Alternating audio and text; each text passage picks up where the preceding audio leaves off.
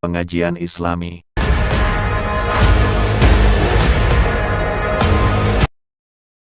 Awal wal maqalatu Rabi'ah kula terangno ya. An-Nabi Bakrin Siddiq radhiyallahu anhu dawe az-zulumatu khamsun.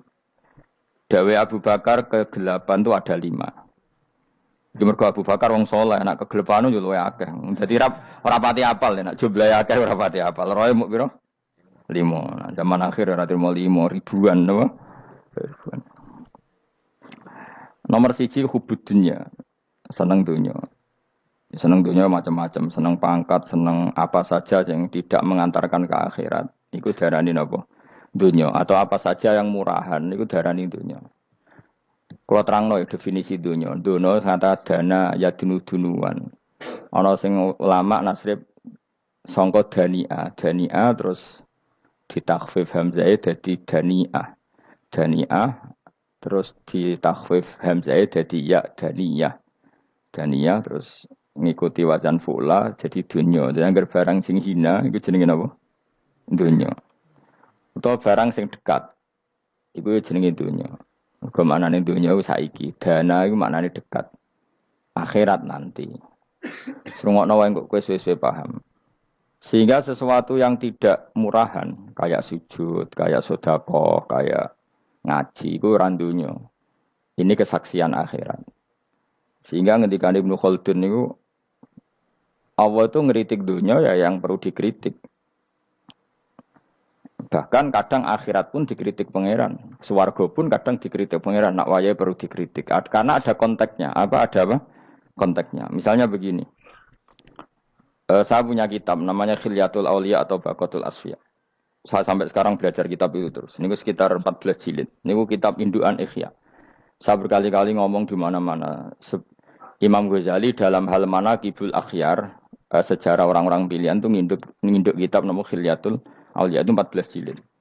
Dalam ilmu tasawuf beliau nginduk kitab jenis Qutil Qulub, ini karangan Abu Thalib Al-Makki. Dalam fikih tentu beliau nginduk gurunya Imam Haromen. Dan memang kitab itu harus nginduk, kalau tidak namanya mukhtarik, bikin-bikin. Memang syaratnya ulama harus muttabi, dia hanya pengikut, tidak boleh kreasi. Kalau kreasi namanya bid'ah, bid'ah.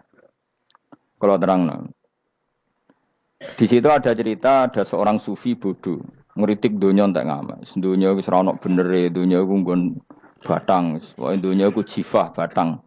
Sing berebut batang ya siap-siap rebutan mbek asu, pokoke ngomong wis tok ndi-ndi.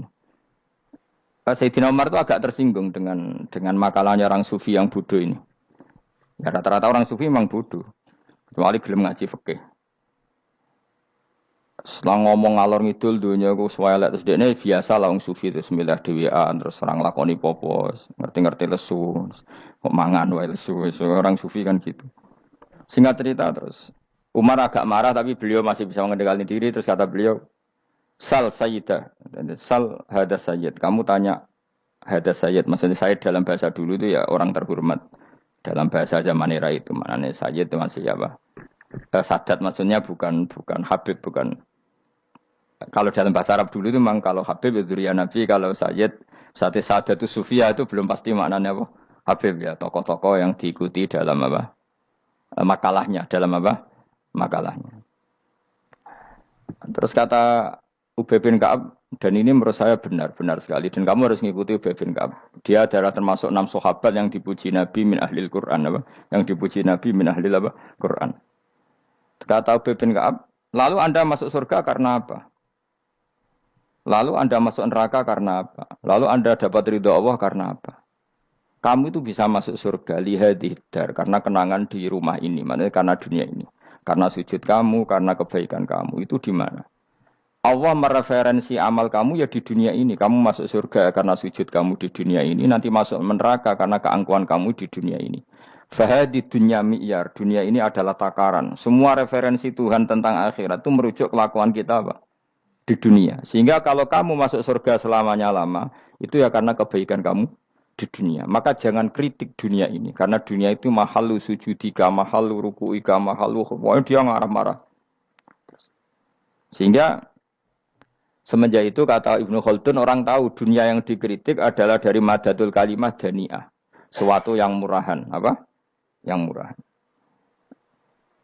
Sehingga kalau misalnya orientasinya itu kebesaran li'ilai kalimatillah, maka itu tidak termasuk dunia. Dan yang suasananya akhirat tapi motifnya adalah kasal, kemalasan, itu yang benar-benar dunia. Makanya Imam Syafi'i sering kritik tasawuf itu sampai usisati tasawuf alal kasal. Ilmu tasawuf itu basisnya itu karena pemalas.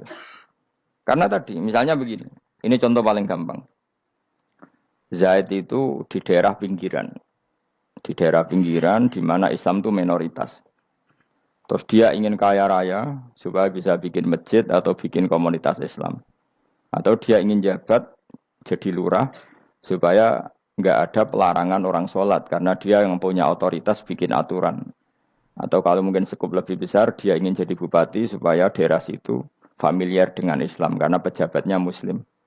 Itu tidak dunia karena semua orientasinya untuk mengawal sujud, mengawal kebenaran. Tapi kalau kamu di daerah pinggiran, kemudian milih DWA, kabeh kersane pangeran, sidik-sidik kersane pangeran, terus kamu meninggalkan aktivitas dakwah, itu yang dunia, karena motivasi kamu adalah al-kasal, males dari mewarnai buminya Allah ini dengan sujud. Ini yang banyak orang sufi salah paham. Makanya orang sufi harus ngaji fikih. Bendekne roh, dielingno wong alim, wong fikih, nak kitmanul ilmi ku haram. Kitmanul ilmi haram. Menyimpan ilmu itu haram. Tidak memberi kontribusi dalam proses orang sujud adalah haram. Tidak memberi pencerahan pada umatnya Nabi adalah haram. Menikmati keasikan eling pangeran dewi adalah haram. Dia harus diingatkan gitu terus. Kalau enggak, itu bahaya bagi agama ini. Makanya dulu itu enggak ada orang sufi yang enggak ngaji ulama fikih. Sekarang kebalikan, malah wong sufi darani fikih mau kulit dekne wis tok hakikat, sembrono.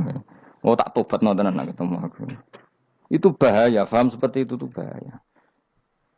Karena sekarang itu sufi itu jadi identitas kesalehan. Jadi yang rumah kome sufi koyo-koyo sak dhuwure ahli napa? Fikih. Itu bahaya. Karena tadi sufi itu akan ngeritik dunia sepedas-pedasnya. Kemudian ujung-ujungnya meninggalkan dunia, kemudian happy-happy asik pangeran dewean dan membiarkan umatnya Nabi ini berserakan kemana-mana, tidak terlibat sama sekali, tidak memberi kontribusi sama sekali. Cara bahasa gampangannya orang gelem amar ma'ruf, gak gelem nahi mungkar. Tapi bahasa amar ma'ruf nahi mungkar kan saiki dadi gerakan ekstrim. Makanya ora tak bahasa amar tidak peduli, tidak mulang. Mergo saiki bahasa saiki repot terus. Paham ini penting kalau terang. Jadi kalau baleni malih ya. Sing dimaksud dunia ketika dikritik pangeran iku dunia sing sangka kata dani'ah, sesuatu sing murahan, sing enteng, sing nafsu. Iku jenenge napa? Dunia, napa?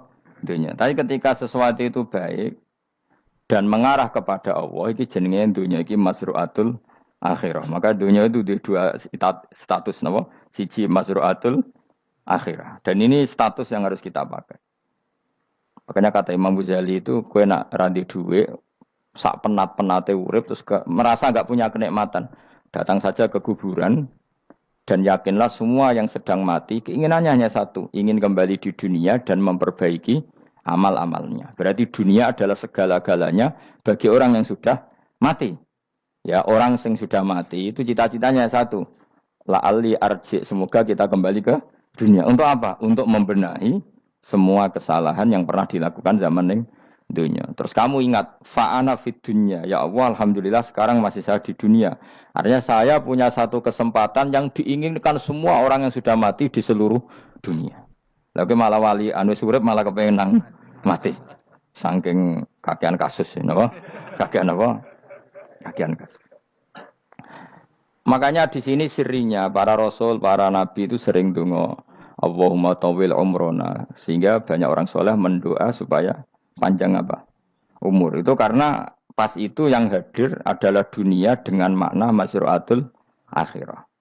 Tapi ada juga wali dan nabi kadang-kadang donga, ya Allah, jika sebaiknya saya mati, mati saja. Itu ketika tergambar dunia yang sudah murahan, yang sudah arogan, yang sudah tidak jelas. Maka dunia ini punya dua status sekaligus. Jika prospek bagi Anda untuk masru'atul akhirah, maka nikmati senikmat-nikmatnya. Tapi jika bagi Anda ini sudah menjadi ladang maksiat apa-apa, maka jadikan dunia ini tempat tobat. Karena akhirat itu enggak ada apa-apanya dibanding dunia. Jadi akhirat itu hanya mereferensi dunia. Kenapa? mereferensi dunia. Ini penting kula aturno. Kadang-kadang sufi ku menyen goblok ora iso ngaji. Dia nganggep dunia mbek akhirat itu penting akhirat, tapi cara maknaninya salah. Lho kowe nganti ning akhirat mlebu swarga itu karena apa coba? Amal zaman di mana?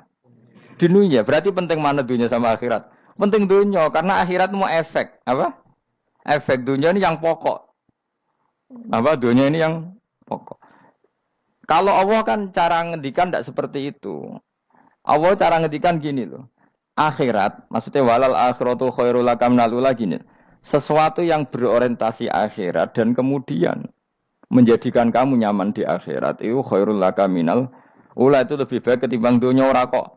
Kowe nak ning dunia nak sepemelek ning akhirat apik ora ngarang ngono nak ning dunia melek ning akhirat luwih parah. Kayak melaratem cek ngene iki kan. Tapi kan cek iso ngopi, cek iso mangan tengkleng. Sebenarnya akhirat gak iso blas. Dunyel-unyel malaikat ngawur. Gayamu bareng melarat iso ning dunya lara lah nek akhirat penak. Aku yakin ora luwih lara, tak jamin. Ngeraine kan ketara nak ngono. Keliru omongan aku ning dunya lara lah sementing nek akhirat penak itu ndak bisa. Kowe nyifati dunya nggon lara iku serapati ridho mbek pangeran. Berarti ketika iso ngopi ra syukur, ketika iso mangan ra syukur, anane nyifati dunya lara. Berarti rapati ridho mbek pangeran. Malah dibles-blesno sebenarnya. Pemenang nak pengurus akhiratnya aku tak tekek.